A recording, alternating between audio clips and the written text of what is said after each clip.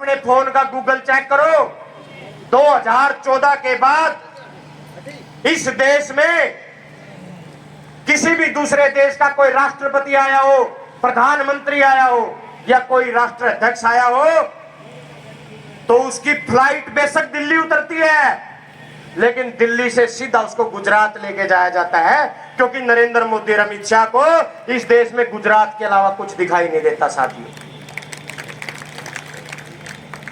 फैसला तो आपने करना है। मैं हरियाणा से हूं, अपनी बड़ी बहन के लिए, कृष्णा पुनिया के लिए पिछले चुनाव में भी मैं 1.5 महीना लगा के गया था, इस बार भी मैं 1.5 महीने से यहां हूं, लेकिन ये पहले वाला राजगढ़ नहीं है। मैं इस बात की आपको छाती ठोक के कह सकता हूं, क्योंकि जब हम पहले वोट मांगने जाते थे तो गोड्डा गोड्डा रोड़ा में खड़े होया करते कि नहीं बताओ, और आज वहां बिल्कुल नए रोड बनाए हुए हैं। और ये किसकी देन है? ये आपके आशीर्वाद से बहन कृष्णा पुनिया की देन है, ये कांग्रेस पार्टी की देन है।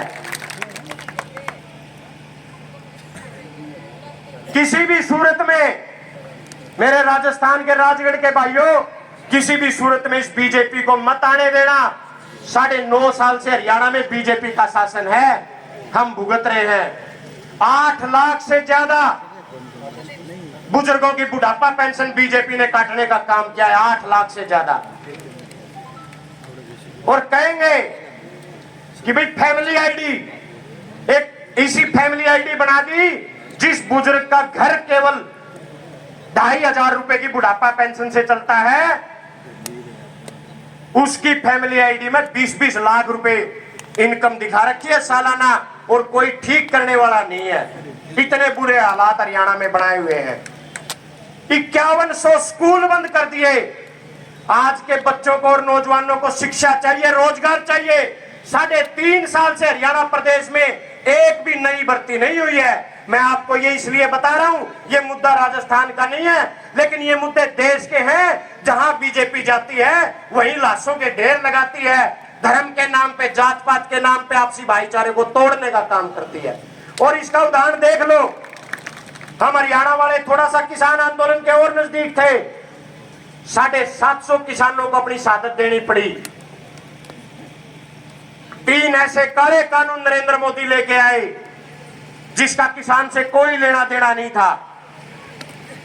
आज हरियाणा प्रदेश में अगर मंडियों में फसल बेचने जाते हो ना, तो ट्रैक्टर की लाइन लगानी पड़ती है, और बीजेपी के मुखिया कहते हैं बोला फसल का पंजीकरण कराओ। अरे किसान चोर है क्या, या किसान बेईमान है? 6 महीने अपनी फसल इस खुले आसमान के नीचे पैदा करता है, और फिर उसको बेचने के लिए भी पंजीकरण करवाना पड़ता है। ये हालात इस बीजेपी ने पैदा कर दिए हैं। आज कोई वर्ग ऐसा नहीं है, दलित, कर्मचारी, सारे। मैं आपको बीजेपी के वो हालात बताता हूं। हरियाणा प्रदेश में सरपंचों को सड़क पे पीटा गया। हरियाणा प्रदेश के कर्मचारियों को, जब कर्मचारियों ने ओल्ड पेंशन की मांग की, उनको रोड पे पीटा गया। लेकिन मैं तो सिर्फ आपसे एक बात कहना चाहता हूं, फैसला तो आपने करना है। इस देश को अगर आगे बढ़ाना है तो कांग्रेस पार्टी बढ़ा सकती है, और इस देश को लुटेरों के हाथों में डालना है तो बीजेपी को वोट दे देना। फिर याद करो, आपके बीच में ऐसे प्रत्याशी भी हैं जो सारा दिन आपको जात पात के नाम पे वोट मांगने का काम करते हैं। ऐसे प्रत्याशी भी हैं, 15 दिन पहले कहते थे कांग्रेस बढ़िया है, और आज नु कहे बीजेपी बढ़िया है।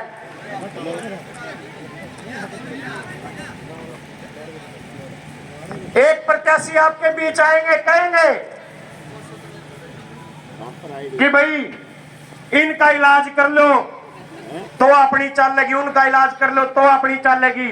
लेकिन केवल एक प्रत्याशी इस राजगढ़ विधानसभा में हम 1 महीने से देख रहे हैं, जो केवल अपने काम के नाम पे वोट मांग रहा है आपसे, केवल अपने विकास किए हुए के नाम पे आपसे वोट मांग रहा है। वो है हमारी बहन कृष्णा पुनिया। आज राजगढ़ हल्के के अंदर आपके पास महाविद्यालय हैं, आपके पास विद्यालय हैं, आपके पास हॉस्पिटल बने हैं, आपकी सड़कें नई बनी हैं, ये है, तो इस गति को टूटने मत देना राजगढ़ वालों, इस गति को टूटने मत देना, इस विकास को रुकने मत देना, इस विकास के पहिए को।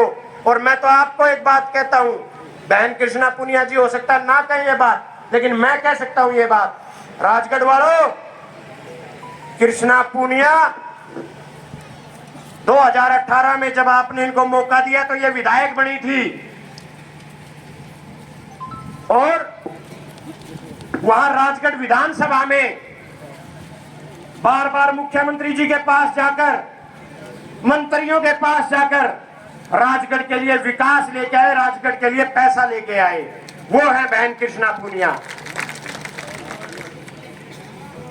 इस बार जब आप, पिछली बार आपने बहन कृष्णा पुनिया को 18,000 वोटों से जिताया था, किसी की बातों में मत आना, राजगढ़ के विकास को वोट देना, कांग्रेस पार्टी की नीतियों को वोट देना, बहन कृष्णा पुनिया को वोट देना। और ध्यान रखना, 25 तारीख को पिछली बार 18,000 से जिताया था, तो इस बार 36,000 वोट से बहन कृष्णा पुनिया को विजयी बनाने का काम करना। और इस विकास से वंचित मत हो जाना। एक एक नौजवान भाई, आपकी जिम्मेवारी है, 4 दिन चुनाव के बचे हुए हैं, लोगों के बीच जाके, खासकर नौजवान साथियों के बीच जाके उनको समझाना कि भाई हमें स्कूल कॉलेज की जरूरत है, हमें आपसी भाईचारे की जरूरत है। मंदिरों से हमारा पेट नहीं भरेगा, हमारा पेट जब भरेगा जब हम और हमारा परिवार शिक्षित होगा, जब हमें कांग्रेस पार्टी रोजगार देगी तब हमारा पेट भरेगा। यही बात आपके बीच में कहने आया था। इस बार बहन कृष्णा पुनिया को जब आप भारी वोटों से जिताओगे तो राजगढ़ से केवल एक विधायक नहीं, एक सुपर मिनिस्टर, एक मंत्री यहां से आप भेजने का काम करोगे। और कृष्णा पुनिया की, बहन कृष्णा पुनिया की उम्र बहुत छोटी है।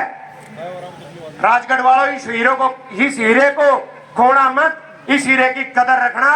राजगढ़ वाले आज कृष्णा पुनिया को विधायक बना रहे हैं, मंत्री बना रहे हैं। कल यही चेहरा जो आपके सामने बैठा है, जो आज आपके लिए लड़ रहा है, जो आपके लिए विकास की बात कर रहा है, यही चेहरा राजस्थान का एक दिन नेतृत्व करने का काम करेगा। यही बात आपके बीच कहने आए थे। आप सभी ने मेरी बात सुनी, आप सबका बहुत बहुत धन्यवाद। सारे ने राम राम।